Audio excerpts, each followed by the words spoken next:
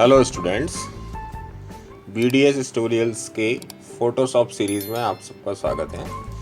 ये हमारी फ़ोटोशॉप की ट्यूटोरियल सीरीज़ है जिसके अंदर हिंदी के अंदर सारे आपको बिगिनर से लेके एक्सपर्ट तक फ़ोटोशॉप के सारे वीडियोस आपको एक एक करके आएंगे।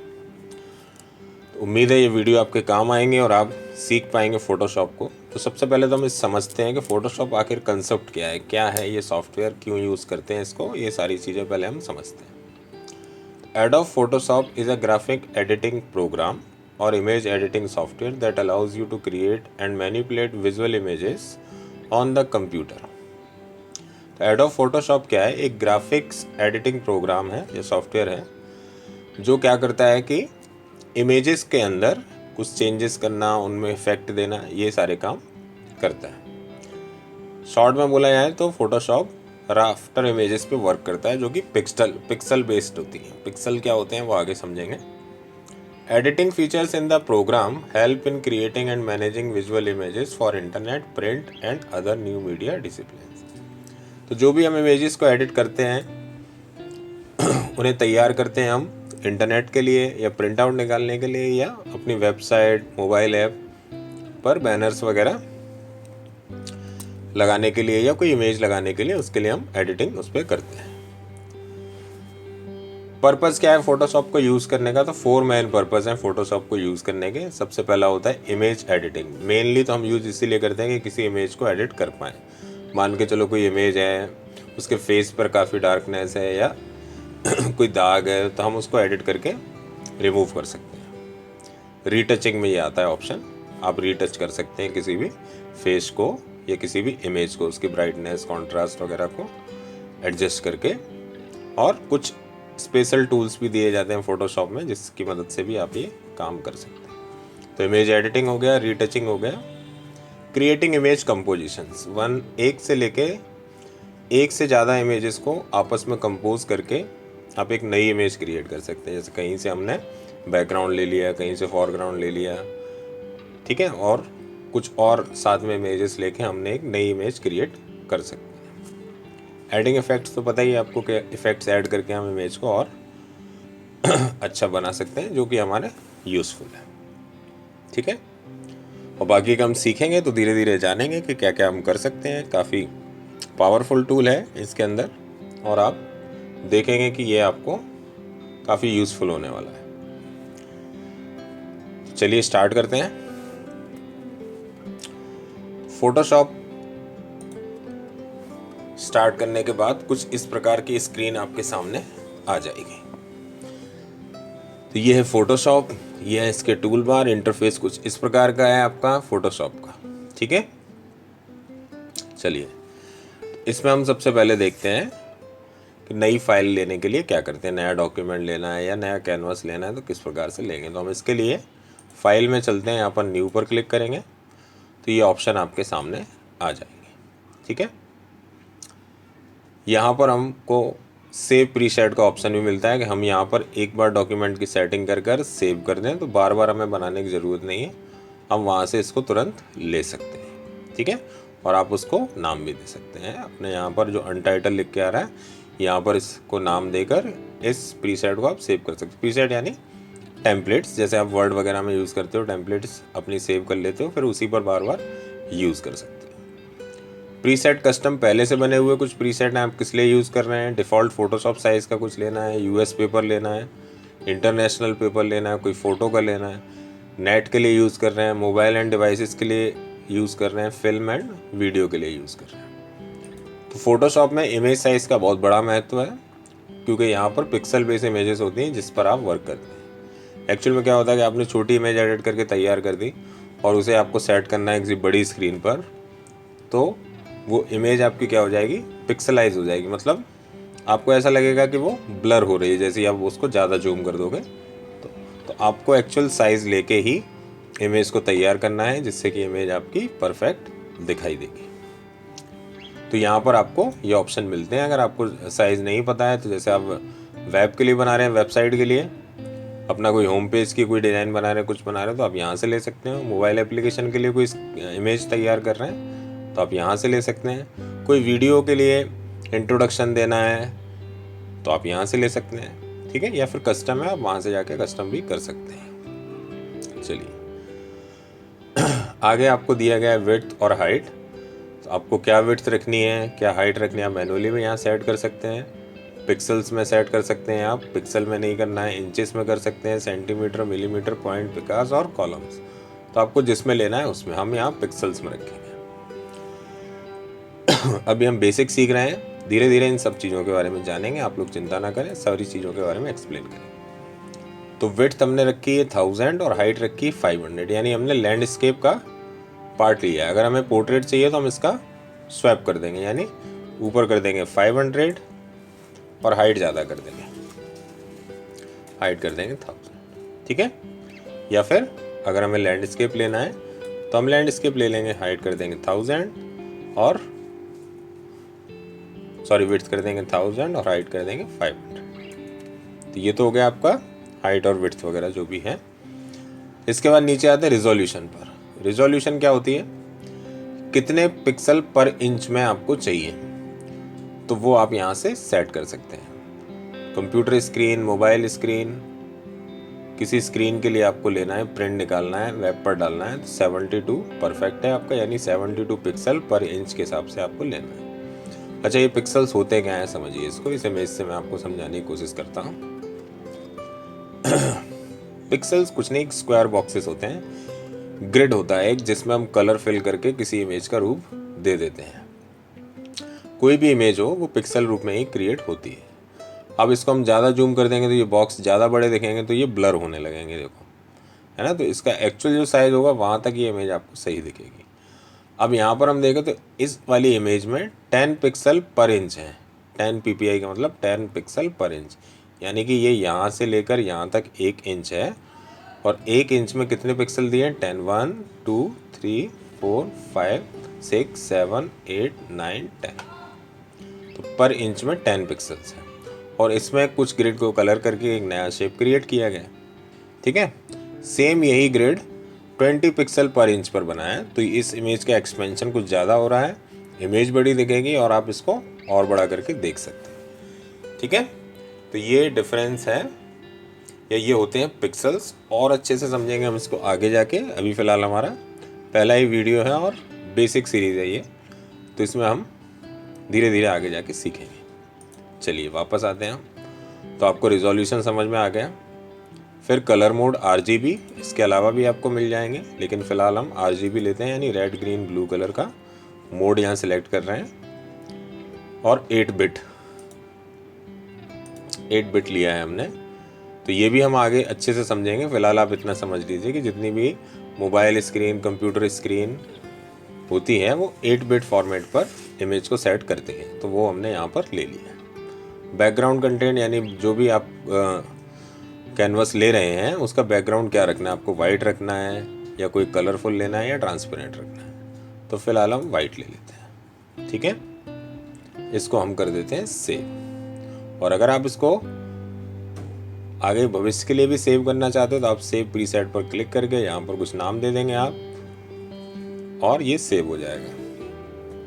जैसे मैंने MY दे के ओके कर दिया और इसको कर देंगे ओके। तो ये आपका प्रीसेट में जाके सेव हो जाएगा। फाइल में जाएंगे, न्यू करेंगे, यहाँ पर हम सेव प्रीसेट में जब भी क्लिक करेंगे तो हमको ये ऑप्शन आपका अनटाइटल ERMI के नाम से इसमें सेव होगा। तो आप जब भी इस पर क्लिक करेंगे तो ये आपने जो सेटिंग की हुई थी वो सारी यहाँ पर आ जाएंगी, ठीक है। चलिए, तो ये आ गया आपका कैनवस। कैनवस को हमने जूम इन जूम आउट करने के लिए यूज़ कर सकते हैं आप। Ctrl+ से जूम होगा और Ctrl- से जूम कम होगा, ठीक है। जूम इन जूम आउट करने के लिए आपको Ctrl+ या Ctrl- का यूज़ करना है। प्लस कौन सा माइनस कौन सा वो आपको पता है, क्योंकि आपने पेंट चलाया हुआ है, तो आपने इरेजर को बड़ा या छोटा किया होगा, ठीक है। अगर हम इस कैनवस को 100% जूम करना चाहते हैं तो उसके लिए एक शॉर्टकट है Ctrl+1। जैसे ही आप Ctrl+1 दबाएंगे 100% जूम हो जाएगा आपका। देखो यहाँ पर ऊपर लिख के आ जाएगा 100% जूम, ठीक है। चलिए, इससे पहले हम कुछ और चीज़ें भी देख लें। पहले जो इंटरफेस है हमारा, यहाँ पे अभी जो टूल्स हैं वो हमारे डबल कॉलम में आ रहे हैं, क्योंकि मेरे को डबल कॉलम में टूल्स के साथ काम करने में थोड़ा सा कंफर्टेबल होता हूँ। आप अगर इसको सिंगल रखना चाहें तो आप ये वाले बटन पर क्लिक कर दें, ये सिंगल लाइन में चला जाएगा। डबल करना है वापस इस पर क्लिक करें, डबल हो जाएगा। ठीक है। बाकी ये यहाँ पर कुछ आपको हेल्पफुल विंडोज़ दी गई हैं, तो आप इनको भी अरेंज कर सकते हैं अपने हिसाब से, अपना वर्क स्पेस क्रिएट कर सकते हैं। जहाँ पर आपको ये चीज़ें रखनी है सारी चीज़ों को आप अलग कर सकते हैं, और फिर विंडो में जाकर वर्क स्पेस में अपना एक वर्क स्पेस क्रिएट कर सकते हैं न्यू एंड CS6 के नाम से, या न्यू वर्क स्पेस के नाम से यहाँ पर आ रहा है ऑप्शन। इससे वर्क स्पेस अपना क्रिएट कर सकते हैं। या फिर वही आपको चाहिए पुराना, लेकिन आपने सब उल्टा सीधा कर लिया है, इसको वापस से वैसे ही करना है, तो हम यहाँ पर एक ऑप्शन आता है, या तो आप विंडोज़ में जाके पहले देखते हैं, वर्क स्पेस के अंदर ऑप्शन आएगा रीसेट इसेंशियल। तो जैसे आप इस पर क्लिक करोगे सारी चीज़ें अपनी जगह पर प्रॉपर वैसे की वैसी अरेंज हो जाएंगी। ठीक है। रीसेट इसेंशियल ऑप्शन के लिए ज़रूरी नहीं कि आपको यहीं पर जाना है बार बार, आप इसमें यहाँ पर से भी ले सकते हैं। यहाँ पर भी ऑप्शन आपको मिल जाएगा इसेंशियल, यहाँ पर क्लिक करेंगे आप, रीसेट इसेंशियल का ऑप्शन इसमें भी आता है। ठीक है। चलिए, वापस से हम इसको वैसे ही कर लेते हैं। अब ओपन करते हैं अपना कैनवस जो हमने सेट किया हुआ है पहले से ही। ये यहाँ पर आज हम सीखेंगे सबसे पहले मूव टूल और सिलेक्शन टूल। तो ये है हमारा मूव टूल और ये है सिलेक्शन टूल। ठीक है। मूव टूल जैसे का नाम से ही आपको पता है कि मूव टूल का यूज़ क्या है। मूव टूल से आप किसी भी ऑब्जेक्ट को मूव करा सकते हैं एक जगह से दूसरी जगह पर, या इस कैनवस पर कहीं भी। ठीक है। तो मूव टूल का यूज़ किस प्रकार से करना है वो हम देखते हैं। इससे पहले मैं आपको बता दूं कि आप जब ये ऑनलाइन वीडियोस देखते हैं तो आप क्या करते हैं कि वीडियोस देखने के साथ साथ ही प्रैक्टिस करना स्टार्ट कर दें। ये कुछ ऐसा ही है जैसे कि जब आपको क्लास में टीचर पढ़ा रहा है, मान लो मैथ्स के टीचर पढ़ा रहे हैं और वो एक क्वेश्चंस को सॉल्व कर रहे हैं, और उस क्वेश्चन को उन्होंने आधा सॉल्व कर पाया, आपको आधा ही समझ में आ गया, और आपने भी स्टार्ट कर दिया उसको रफ कॉपी पे सॉल्व करना कि इतना मेरे को समझ में आ गया, मैं इतना करता हूँ, तब तक सर आगे करा रहे। ऐसा करने पर हो सकता है कि आपको समझ में आए, लेकिन कई बार कुछ इंपॉर्टेंट पॉइंट्स हम छोड़ देते हैं, यानी हम सुन ही नहीं पाते क्योंकि हम उसको सॉल्व कर रहे होते हैं। तो सबसे बेस्ट तरीका ये है कि जो टीचर पहले सॉल्व कर रहा है उसको पहले पूरा सॉल्व करने दो, आप उसको देखो एक बार पूरा अच्छे से। अगर आपको समझ में आ गया फिर आप उसको अपने आप करने की कोशिश करो। कहाँ पर आप फंस रहे हो, कहाँ पर आप रुक गए हो, फिर से सर से पूछो, या उस सवाल को देखो जो आपने सर का नोट किया हुआ है, फिर उसको करो तो अच्छे समझ में आएगा। ऐसे ही यहाँ पर ऑनलाइन क्लासेस में क्या होता है, जब आप ऑनलाइन कोई ट्यूटोरियल देखते हैं तो आप पहले उसको पूरा देखो, और उसके जो मेन पॉइंट्स हैं कि जिस जिस चीज़ का आपको प्रैक्टिकल करना है, साथ में एक नोटबुक रखो, उसमें लिखते जाओ, और उसके बाद आप उसका प्रैक्टिकल करो। अगर उस प्रैक्टिकल को करते समय, यानी आपने पूरा पहले वीडियो देखा ट्यूटोरियल का, अपने पॉइंट्स लिखे, फिर उसका प्रैक्टिकल किया आपने बिना वीडियो देखे, और प्रैक्टिकल करते समय अगर आप किसी पॉइंट पर फंस गए हैं तो फिर आप उसी पॉइंट को जाके फिर से उस वीडियो में देखो और फिर आगे करो। ऐसे आपको ज़्यादा अच्छे से समझ में आएगा अगर आप इसको एक बार करके देखें तब। ठीक है। तो चलिए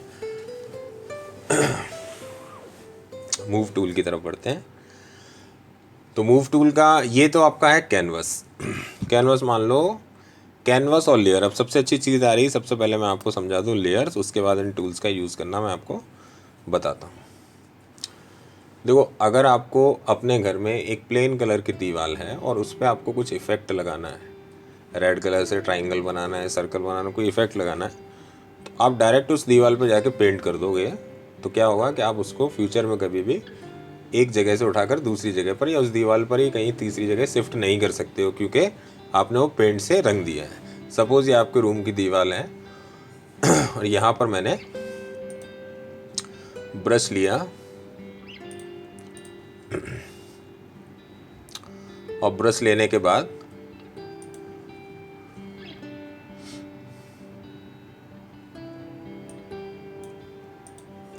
मैंने यहाँ पर कलर कर दिया।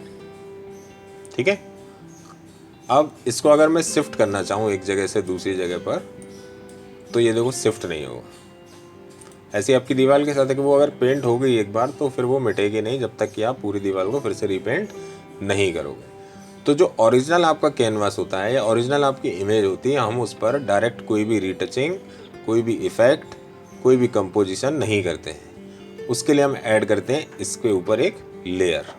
जैसे अगर आप दीवार पर करना चाह रहे हो तो आप एक ट्रांसपेरेंट ग्लास या ट्रांसपेरेंट शीट लेकर उस पर पेंट कर दो, फिर आप उस शीट को कहीं भी शिफ्ट कर सकते हो उसी दीवार के ऊपर, आपकी ओरिजिनल दीवार खराब नहीं होगी। ठीक है, चलिए इसके ऊपर लेयर लगाने के लिए यहाँ पर आप देखिए बटन आ रहा है न्यू लेयर ऑप्शन। तो जैसे ही हम इस पर क्लिक करेंगे अभी आपको सिर्फ आपके ओरिजिनल कैनवास दिख रहा है, लेकिन हमने जैसे यहाँ लेयर पर क्लिक किया तो एक लेयर ऐड होगी। इसके ऊपर हम अगर ब्रश करते हैं, पेंट करते हैं और मूव टूल की मदद से, अगर हमें यहाँ समझ में आए तो थोड़ा सा यहाँ रख सकते हैं, यहाँ रख सकते हैं, यहाँ रख सकते हैं। ठीक है, तो फोटोशॉप के अंदर आपका लेयर सबसे अच्छा दोस्त होगा। आपको लेयर से दोस्ती करनी है क्योंकि लेयर से ही आप बेस्ट कंपोजिशन तैयार कर सकते हैं, बेस्ट आर्ट वर्क दे सकते हैं। ठीक है, तो लेयर्स लगाना कभी भी ना भूलें। ओरिजिनल इमेजेस के ऊपर या ओरिजिनल कैनवास के ऊपर वर्क नहीं करना है। लेयर जब भी आपको डिलीट करनी है इसको ड्रैग करके नीचे ले आओ। यहाँ पर आपको डस्टबिन बिन दिखेगा एक, और उसके अंदर छोड़ दो डिलीट में, यहाँ पर आप डाल सकते हैं। ठीक है, तो लेयर समझ में आ गई आपको, मूव टूल समझ में आ गया कि किस तरह से ऑब्जेक्ट को मूव कराते हैं, लेयर कैसे ऐड करते हैं इस बटन से, और लेयर को कैसे डिलीट करते हैं। तो यहाँ से जैसे हमने लेयर ऐड की, इसको डिलीट करने का एक तरीका तो ये था।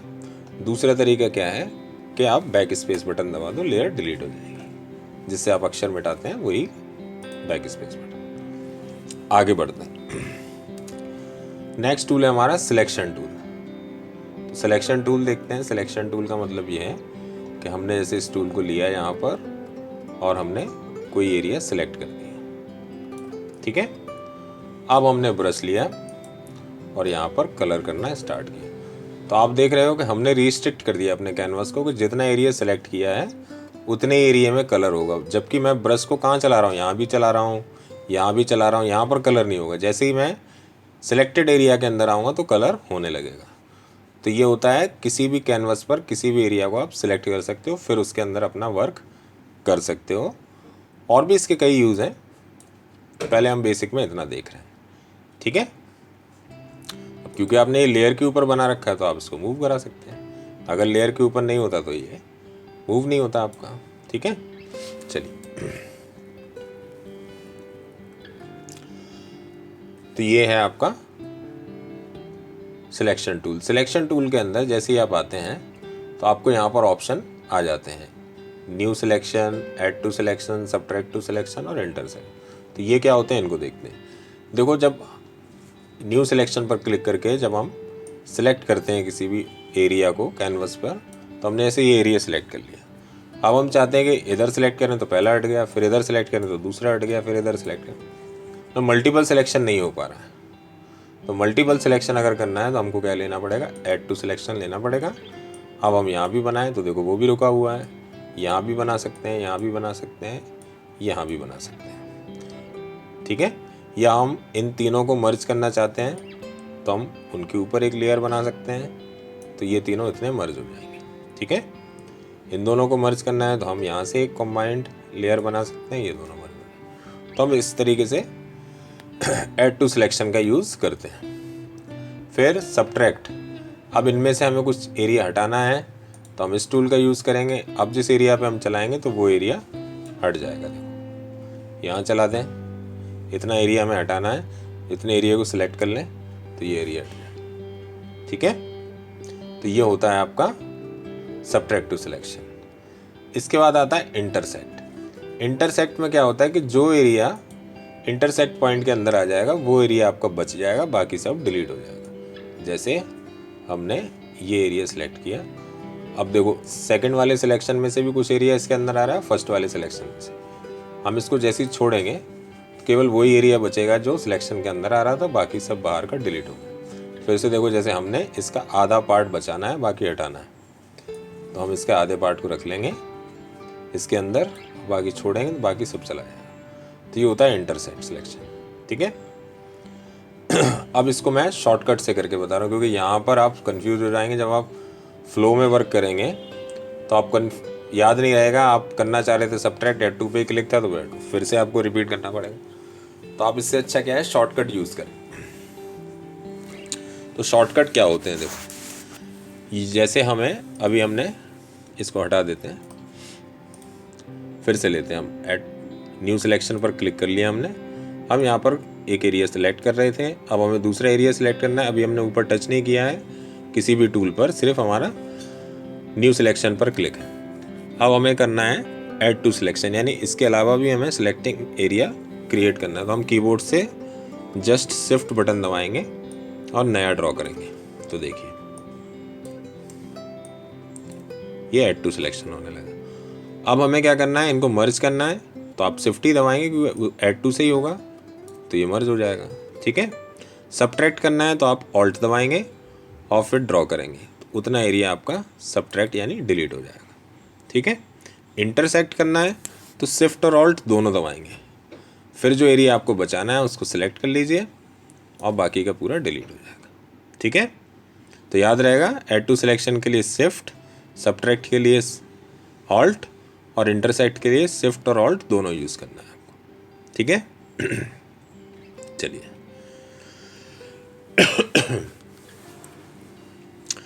इसके बाद देखते हैं हम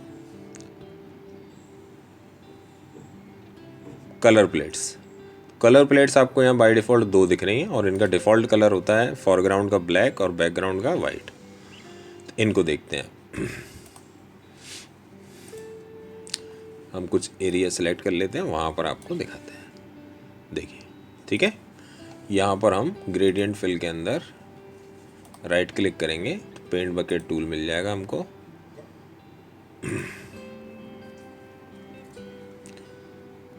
सबसे पहले हम एरिया सेलेक्ट करें, कलर पे क्लिक करें, कौन सा कलर हमको लेना है, मान लो हमें रेड फिल करना है, ओके करते हैं। यहाँ से लेते हैं पेंट बकेट टूल और अंदर आकर फिल कर देते हैं, तो ये फिल हो गया। ये होता है फॉरग्राउंड और एक होता है बैकग्राउंड। तो बैकग्राउंड क्या होता है, बैकग्राउंड जो आपको मतलब पहले से ही सेट है आपका, बैकग्राउंड कलर आपको क्या देना है वो आप दे सकते हैं। इनको प्रैक्टिकल से देखने के लिए चेक करते हैं। जैसे आपने यहाँ पर रेड सेट कर लिया, अब यहाँ पर सेकंड कलर कर लेते हैं ग्रीन। अगर आप फॉरग्राउंड और इसमें चेंज करना चाहते हो यहाँ से स्वैप कर सकते हो, अदरवाइज ही। अब आपको मान लो ये वाला कलर फिल करना है तो इस पर क्लिक कर दो, कलर ऑप्शन पे जाओ और क्लिक कर दो।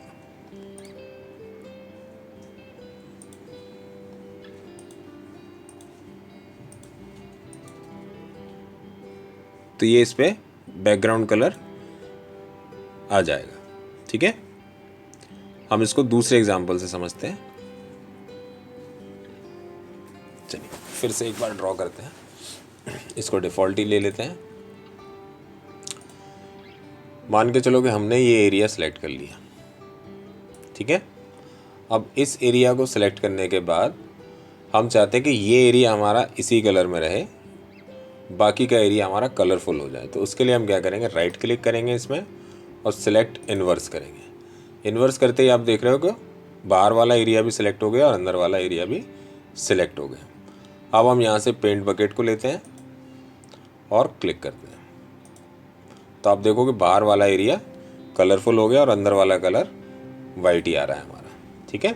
ये चेंज नहीं हो रहा है क्योंकि ये बैकग्राउंड कलर इसका सेट है। अब अगर हम बैकग्राउंड कलर चेंज कर दें,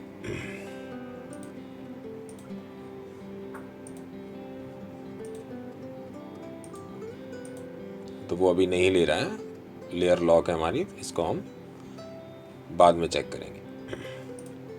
फिलहाल हम डिफ़ॉल्ट कर देते हैं और इसको देखते हैं। ठीक है। अब यही काम अगर हमें शॉर्टकट से करना है तो कैसे करेंगे, देखो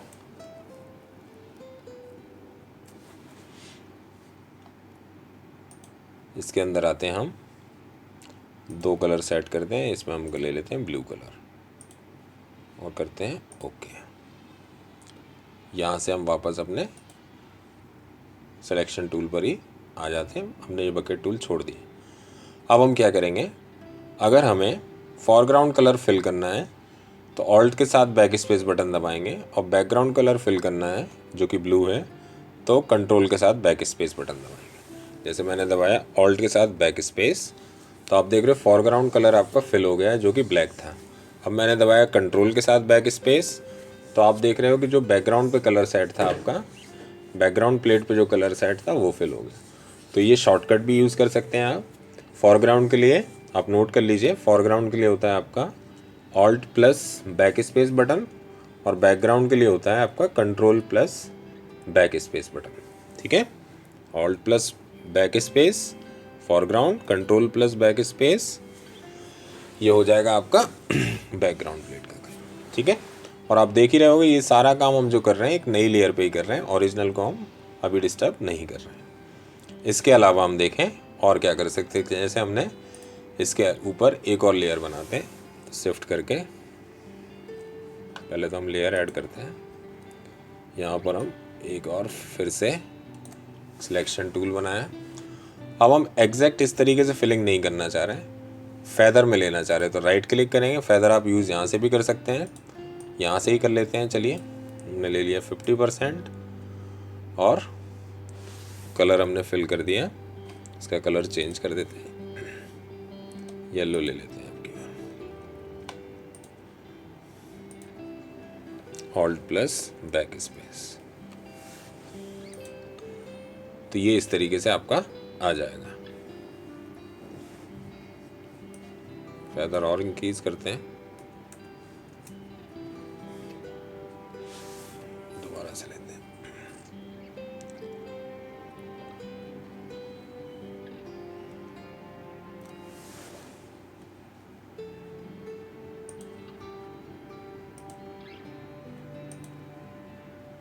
ठीक है, फैदर भी मैं आपको अभी दूसरे एग्जांपल में समझाता हूँ।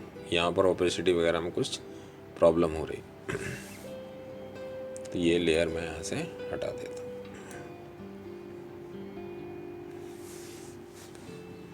चलिए, यहाँ पर फैदर अगर आप एडजस्ट कर देते हो तो फैदर से क्या होगा कि ये परमानेंट आपका सेट हो जाएगा। परमानेंट सेट होने से एक दिक्कत है कि आप जब भी करोगे तो वो वही ऑप्शन लेगा।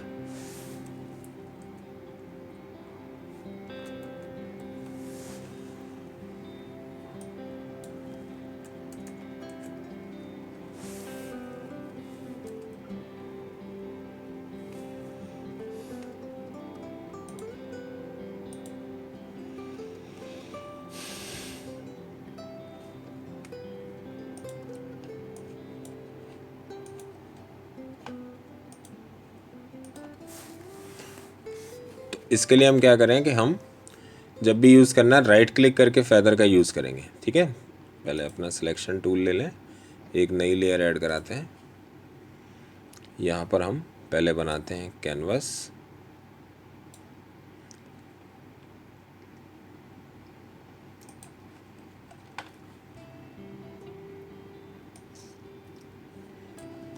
जीरो करते हैं, इसको बनाते हैं, राइट क्लिक करते हैं, फैदर आपने यहाँ पर सेट कर लिया, मान लो 50 किया, ओके, और हमने यहाँ पर कलर फिल कर दिया। तो ये देखो ये फैदर ऑप्शन इसमें आ गया। अब क्योंकि हमारा सेपरेट लेयर पे है तो मूव टूल से आप इसको मूव करा सकते हो कि कहाँ रखना है आपको ये फैदर। ठीक है, ये इस तरीके से आप फैदर का यूज़ कर पाएंगे। और आप जब भी नई लेयर लेंगे तो आप फिर से फैदर राइट क्लिक करके लेंगे तो वो ऑप्शन आपका आ जाएगा। ठीक है, तो ये आपका फैदर हो गया, बैक कलर प्लेट्स हो गई, फॉरग्राउंड कलर प्लेट्स हो गई। अब हम इन्वर्स भी देख लिया हमने। डी सेलेक्ट का मतलब होता है कि जो एरिया आपने सेलेक्ट कर रखा है उस पर राइट क्लिक करके आप डी सेलेक्ट कर सकते हैं, तो वो सिलेक्शन चला जाएगा। अब इसके बाद देखते हैं एलिप्टिकल मार्क्यू टूल। तो हम क्या करते हैं, हमने जो देखा था ये रेक्टेंगुलर था, अब एलिप्टिकल। तो हम क्या करते हैं, इसको हटा देते हैं यहाँ से, लेयर को नई लेयर बनाते हैं। अब देखिए किस तरीके से एलिप्टिकल का यूज़ कर सकते हैं।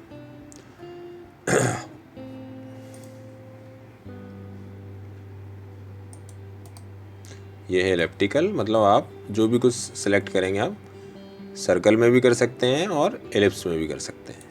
ये है, बाकी चीज़ वही है। आप कंट्रोल बैक स्पेस सिलेक्शन आपका जो रेक्टेंगुलर हो रहा था वो अब इलिप्टिकल होने लगा है। ठीक है, चलिए अब हम किसी इमेज पर वर्क करके देखते हैं इन सिलेक्शन टूल्स का।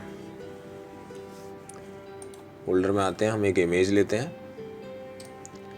इमेज को हम ड्रॉप कराते हैं, ड्रैग एंड ड्रॉप से फोटोशॉप में लेके आते हैं। अगर आपको इसी कैनवस के ऊपर छोड़ना है तो आप यहाँ छोड़ सकते हैं,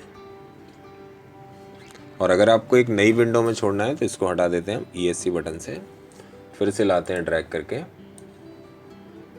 अब हम इस कैनवस के ऊपर नहीं छोड़ेंगे, अब हम यहाँ मेन्यू के पास आके छोड़ देंगे, तो हमारी जो इमेज है वो एक नई विंडो के अंदर आ जाएगी। देखिए, ठीक है। अब यहाँ पर हम यूज़ करते हैं, सबसे पहले हम इलिप्टिकल का यूज़ करके देख लेते हैं। इसको हम डिफ़ॉल्ट कर देते हैं, इलिप्टिकल मार्की टूल लेते हैं हम, और हम इस इमेज को सिलेक्ट करते हैं। थोड़ा सा आप इसको सेंटर वगैरह एडजस्ट कर लें। ठीक है, राइट क्लिक करेंगे, करेंगे इन्वर्स, और इस इन्वर्स में हम कलर फिल कर देंगे। अगर आपको ब्लैक फिल करना है तो आप ब्लैक फिल कर सकते हैं, वाइट फिल करना है तो वाइट फिल कर सकते हैं। लेकिन यहाँ पर हमसे एक गलती हो रही है कि हमने नई लेयर नहीं ली है। एक मिनट, हाँ अब करते हैं, फिर से करते हैं सिलेक्शन, थोड़ा सा एडजस्ट करते हैं इसको, लेते हैं इन्वर्स, और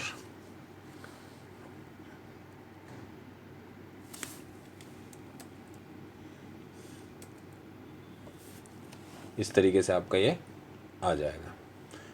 तो हम क्या करेंगे, इसमें फेदर यूज़ करेंगे क्योंकि ये ज़्यादा डार्क आ रहा है। तो सिलेक्ट, फेदर पे जाइए। अब ये देखिए इमेज बहुत हाई रेजोल्यूशन की है, तो यहाँ पर 50-40 वर्क नहीं करेगा, यहाँ पर आपको 500-400 ऐसे लेना पड़ेगा। ठीक है, अब हम इसके अंदर कलर फिल कराते हैं। ये देखिए इस तरीके से ले सकते हैं आप। इसको हम डीसेलेक्ट करते हैं तो ये आपका शानदार फ्रेम बन जाएगा। ठीक है, या फिर आपको ऐसे नहीं लेना है तो आप वाइट ले सकते हो, और वाइट के साथ आप यूज़ कर सकते हैं।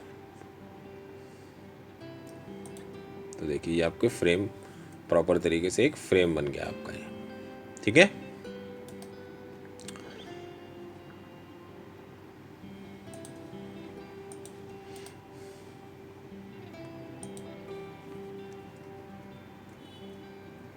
वापस लाते हैं ओरिजिनल पे, राइट क्लिक, फेदर, और फेदर बढ़ा के देखते हैं।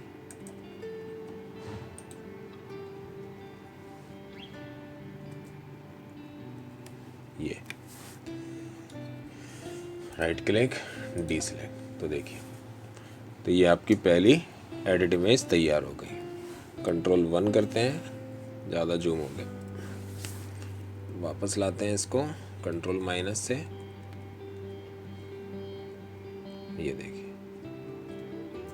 ठीक है। तो इस तरीके से आप ये काम कर सकते हैं। ठीक है, काफ़ी बड़ा हो गया हमारा ये पहला लेक्चर। आगे देखेंगे हम और भी सारी चीज़ें। मिलते हैं नेक्स्ट वीडियो में, तब तक आप इसकी प्रैक्टिस करिए। और हाँ, इस तरीके से हाई रिजोल्यूशन इमेजेस डाउनलोड करने के लिए आप वेबसाइट नोट कर लीजिए। वेबसाइट है आपकी unsplash.com। गूगल पे जाके आप इस वेबसाइट पे जाएंगे, यहाँ पर आपको फ्री हाई रिजोल्यूशन इमेजेस मिल जाएंगी, जिन पर आप डाउनलोड करिए और प्रैक्टिस करिए। तो मिलते हैं नेक्स्ट वीडियो में। और इससे पहले जो हमारी टैली की पेरोल वाली सीरीज़ चल रही है वो चलती रहेगी। ये हमारी नई सीरीज़ शुरू हुई है फ़ोटोशॉप की, जिसमें सबसे पहले बिगिनर्स और उसके बाद एडवांस फ़ोटोशॉप के वीडियोस आएंगे। ठीक है, तो चैनल को सब्सक्राइब कीजिए जिससे कि ये सारे वीडियोस आप तक पहुँचें, और पसंद आए लाइक कीजिए, शेयर कीजिए, और अगर कोई डाउट है तो क्या करना है, कमेंट में पूछना है आगे। ठीक है, मिलते हैं नेक्स्ट वीडियो में, तब तक प्रैक्टिस कीजिए। Good bye.